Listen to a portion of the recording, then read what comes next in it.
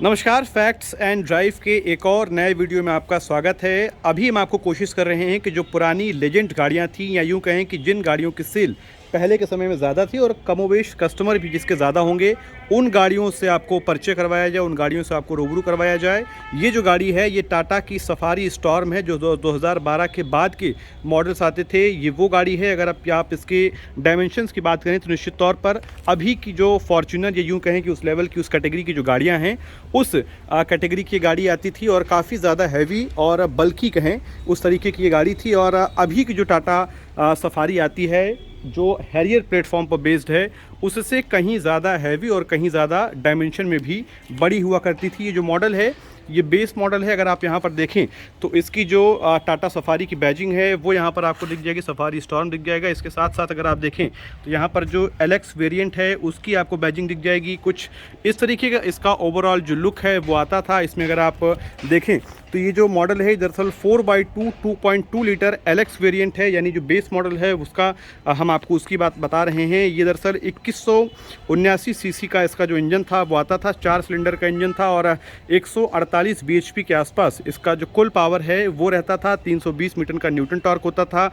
Obviously 7 seater गाड़ी है, turbo charge इसका पूरा इंजन था और इसका जो ग्राउंड क्लियरेंस है वो भी काफ़ी ज़्यादा था। अभी की गाड़ियों के कंपैरिजन में अगर आप देखें तो ये तकरीबन 200 न्यूटन मीटर का, 200 का माफ़ कीजिएगा, जो ग्राउंड क्लियरेंस है वो आता था और करीब 2000 किलो का इसका जो कर्व वेट था वो था। और इसमें जो कलर्स आते थे, इसमें urban brown, sky grey, Arctic silver, Arctic white और पर्ल वाइट कलर्स के साथ ही गाड़ी आती थी।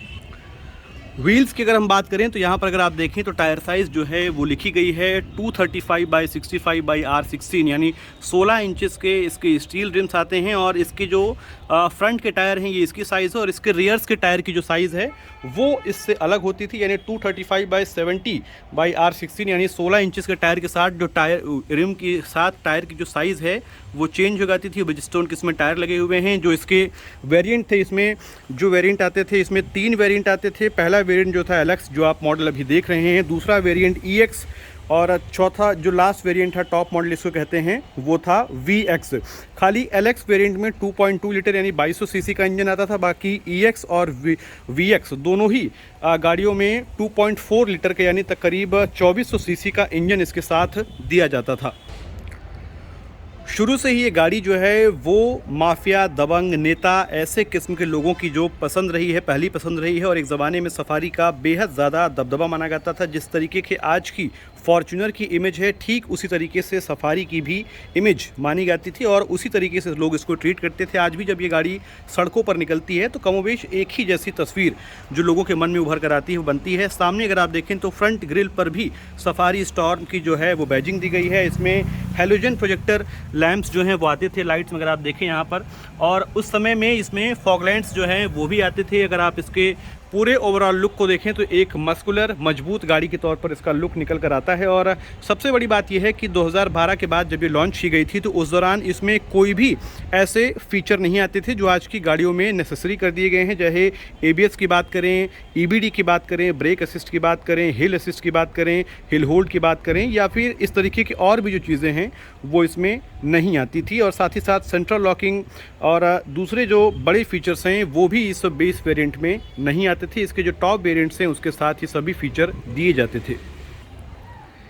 ये जो गाड़ी आप देख रहे हैं ये दरअसल 2015 का मॉडल है, यानी 2015 में इसे लिया गया था और ये तकरीबन 80,000 किलोमीटर से ज़्यादा चल चुकी है। अब हम इसके अंदर चलते हैं और देखते हैं कि आखिर अंदर का इंटीरियर जो है वो किस तरीके से आता है। अगर आप देखें तो ये जो ये लगवाया गया है ये आफ्टर मार्केट लगवाया गया है। इसके साथ अगर आप इसको निकाल दें तो इसके अलावा कुछ इस तरीके से इसका इंटीरियर आता था। इसमें यहाँ पर भी आपको सफारी की जो है बैजिंग मिलेगी। इसके साथ साथ एसी के जो कंट्रोल्स हैं वो मिलेंगे और यहाँ पर एक छोटा सा स्टोरेज एरिया मिलेगा। इसके साथ साथ अगर आप यहाँ देखें तो ये जो है ग्लव बॉक्स आपको यहाँ पर मिलेगा।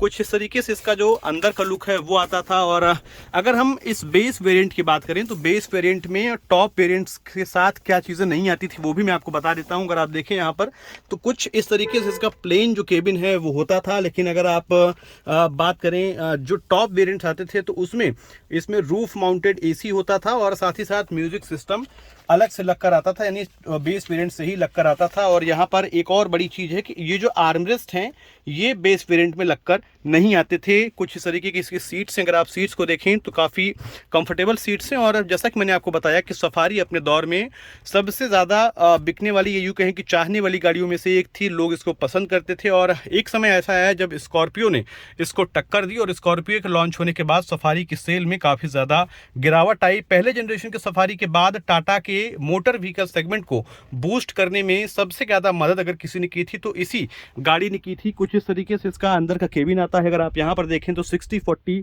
स्प्लिट सीट्स जो हैं वो यहाँ पर दी गई हैं। हालांकि अगर आप इसके पीछे के रो को देखें तो वहाँ पर आपको बहुत कम स्पेस मिलता है। एक बार मैं आपको उस जगह पर भी आपको जाकर दिखा देता हूँ कि आखिर किस तरीके का उसका जो स्पेस होता था वो कैसे होता था।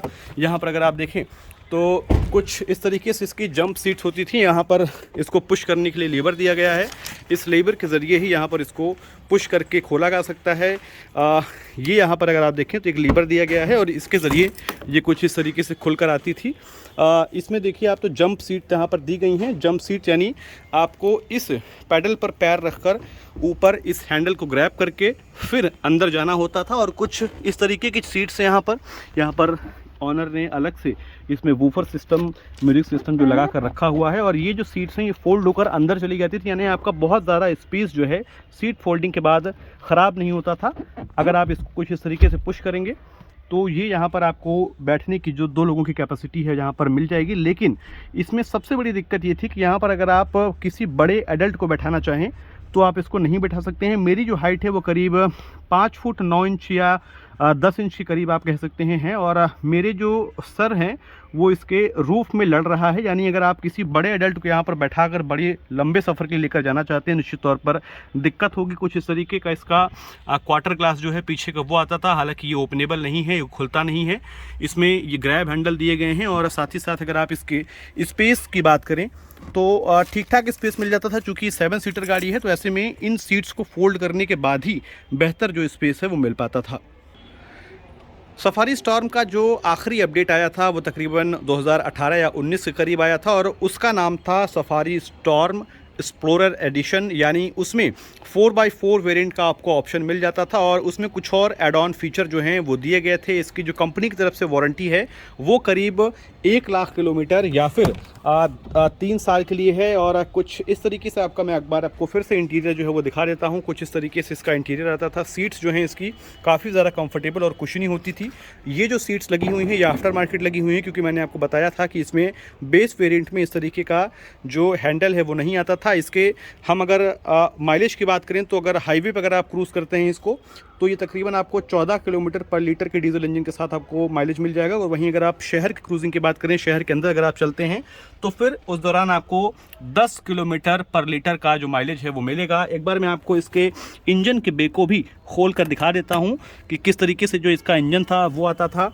यहाँ पर अगर आप देखें तो ये इसका बोनट है और इसको खोलने के लिए आपको यहाँ पर इसके ठीक नीचे जो है एक हैंडल दिया होता था और उसके ज़रिए आप इसको खोल सकते थे। इसको सिर्फ पुश करना होता था, पुश करने के बाद आप इसको खोल सकते हैं। हाइड्रोलिक सस्पेंशन के साथ, हाइड्रोलिक पुल लीवर के साथ ही जो इसका बोनट है वो आता है। यहाँ पर अगर आप देखें तो 140 वेरिकोर टाटा की बैजिंग के साथ ही इंजन आता है और अपने सेगमेंट का काफ़ी पावरफुल इंजन माना जाता था। इसके बेस वेरिएंट जिस गाड़ी को आप देख रहे हैं इसमें 2200 सीसी के करीब यानी 2179 सीसी के आसपास का इंजन जो है आता था। हालांकि इस गाड़ी का मेंटेनेंस जो है वो बहुत ज़्यादा होता था और शायद यही वजह थी कि जब स्कॉर्पियो मार्केट में आई तो उसके बाद इस गाड़ी की सेल्स में काफ़ी कमी आई, क्योंकि उस दौरान इंडियन मार्केट में महंगी गाड़ियों के अलावा अगर इस रेंज की बात करें तो कोई गाड़ी इसके टक्कर में नहीं थी। और स्कॉर्पियो के आने के बाद इसकी सेल्स में काफ़ी कमी आई। इसका जो उस समय का प्राइस था करीब 14 लाख रुपए के आसपास का इसका बेस वेरिएंट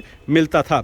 तो आपको ये वीडियो कैसा लगा हमें ज़रूर बताएं, कमेंट करें, शेयर करें, साथ ही साथ इस चैनल को सब्सक्राइब करें। और अगर आपको और ऐसे वीडियोस देखने हैं, किस गाड़ी के बारे में आप वीडियोस को देखना चाहते हैं, क्या एक्सप्लोर करना चाहते हैं, वो ज़रूर बताएं। जय हिंद।